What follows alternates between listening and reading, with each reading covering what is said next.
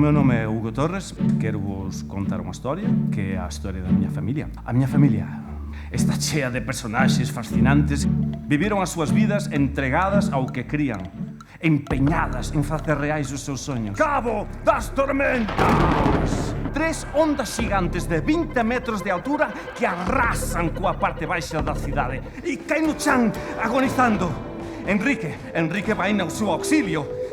Miña casa era o centro. Reunía esa xente que quería celebrar esa nova liberdade. A miña nai estaba embarazada de min. Democracia! A policía comeza a cargar. Hostias por todos os lados.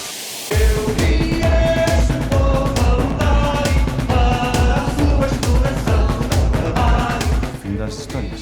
Comezo e celebración da vida.